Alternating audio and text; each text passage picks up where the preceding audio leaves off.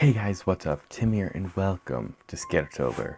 So today we're talking about, his name was Tommy Taffy. And this story took place in a small town. And it involves a scarecrow and a kid. So when this kid was about 8 years old, this could be a longer story, so sit down. When this kid was younger, his dad had a scarecrow he would put in the hedge in his corn maze to scare off the crows from eating the crops.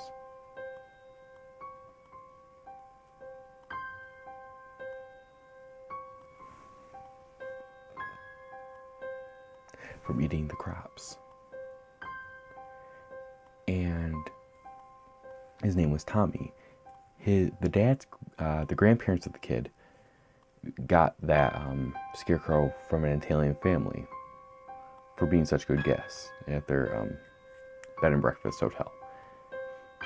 And then when the kid grew up, the scarecrow started to move. And at one point he backed into the scarecrow and it made like a little whimper noise because he backed into it. It was tied up. And the dad ran in, grabbed the scarecrow, and nothing happened. Then they had a haunted house in the maze. Well, it wasn't haunted, it was like a hedge maze. It was like a corn maze. And it wasn't scary. And then one woman came out and was like, hey, you should really talk to your person about not grabbing people. And then he's like, we didn't have anybody in there dressed as a scarecrow. He ran in and grabbed the scarecrow and walked back out. And his son asked, hey, what happened? And then he didn't say anything. And he noticed he had like scratches on the back of his shirt. Then his graduation happened and he wanted to go see the scarecrow. So he and his friends got some bolt cutters and cut off blocks of the shed that they kept the scarecrow Tommy in. And when they got one off, they heard a bump inside, like something fell. And then the dad came and like put a pitchfork against the door to keep it shut. And then the kid went off to college and he wanted to be a photographer in winter. So he went back to his house that was 45 minutes away. And there was this old farmhouse that his grandparents owned. By now they're dead, by the way, in the story. And he takes pictures of it, and then he feels something brush against his neck. And he turns around, nothing. And then he falls. He trips by turning around.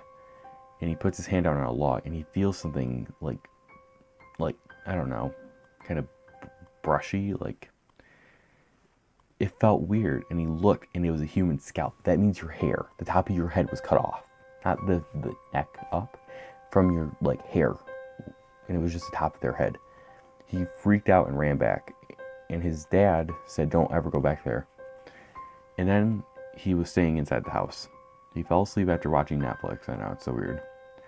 And then he heard like a squeal outside, and he told his dad, and his dad got a shotgun and shot outside the door.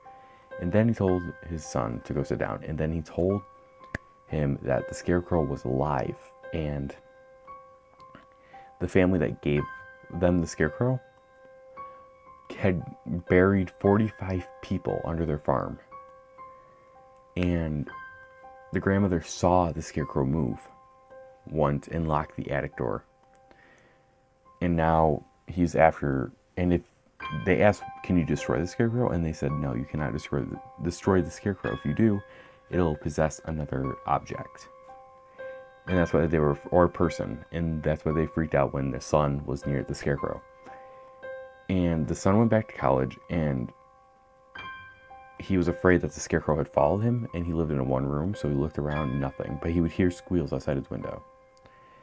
And that's the end of the story, guys. Thank you for watching. Make sure to subscribe, like, comment, and share. And I will see you guys in my next video. What is it, day 25? I'm sad. You know, it's a really sad story when my pumpkin, the giant pumpkin,